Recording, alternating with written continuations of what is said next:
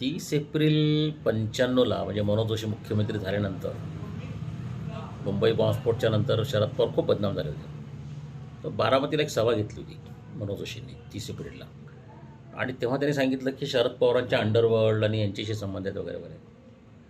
तर स्वामीजीने आम्हाला एक सांगितलं होतं की माणूस किती दोष आहे, किती चुका आहे, काही असो, त्या माणसाच्या टॅलेंटचा, त्याच्या गुणांचा, कारण कोणताही माणूस 100% चांगला वाईट नसतो, त्याच्या गुणवत्तेचा देशाला उपयोग होत असेल तर दोष कमी करणं आणि त्याची शक्ती वापरणं हे आपलं धोरण आहे, आपलं तत्त्व आहे आणि राष्ट्रीय कल्याण प्रोजेक्टचा भाग आहे. पण आमचे काय मनशक्ती केंद्राचे लोक तेव्हा सगळे मनोज जोशींच्या नादी लागले होते. केळकरे ब्राह्मण लॉबी वगैरे सगळं. जेव्हा मनोज जोशी मंत्रिमंडळ घेऊन आले मनशक्ती केंद्रात 95 साली, तेव्हा तिथे होतो.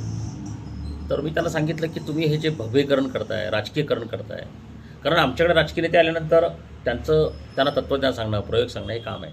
पण मनशक्ती केंद्राने ते काही केलं नाही, ते लाचारच झाले इथं. तर मी एकमेव साधक होतो तेव्हा की जो मनोज जोशींच्या स्वागताला गेला नाही. सगळा अख्खा आश्रम लाचार झाला, लोटांगण घातलं, रेड कार्पेट ट्रीटमेंट दिली मनोज जोशींना, पण मी नाही गेलो. मी सेपरेट बाजूला राहिलो आणि माझ्यावर टीका पण झाली. मग मला वाळीतच टाकलं मनशक्तीने, म्हणून तर बाहेर पडलो मी.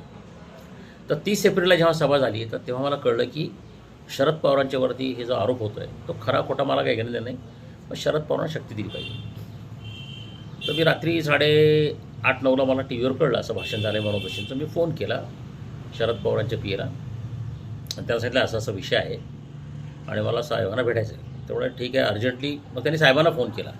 साहेब म्हणाले भास्करशींना बोलून घ्या.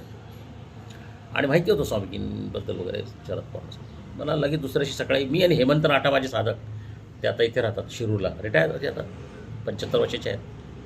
त्यांना विचारा सकाळी मी 7:30ची अपॉइंटमेंट होती शरद पवार. आणि मी त्यांना सांगितलं की साहेब हे जे तुमच्या विरुद्ध ज्या गोष्टी होत आहेत त्यात किती सत्य वगैरे मला माहीत नाही, परंतु आणि तेव्हा 1 मे तारीख होती, 1 मे 96ची गोष्ट आहे. 1 मे 96, हां 1 मे 96 आणि इलेक्शन चालू होते लोकसभेच्या.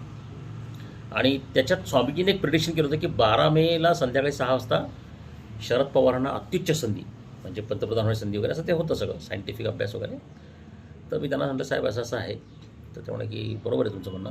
म्हणजे तुम्ही पंतप्रधान व्हायला पाहिजे कारण तुमच्यात ती कपॅसिटी आहे, तुमच्यासारख्या माणसाचा देशाला उपयोग झाला पाहिजे. तर त्यांनी खूप रिस्पेक्टफुली मला वागवलं वगैरे आणि मग मला चहा दिला. तेवढ्यात नरसिंहराव प्राईम मिनिस्टर होते तेव्हा, त्याचा फोन आला.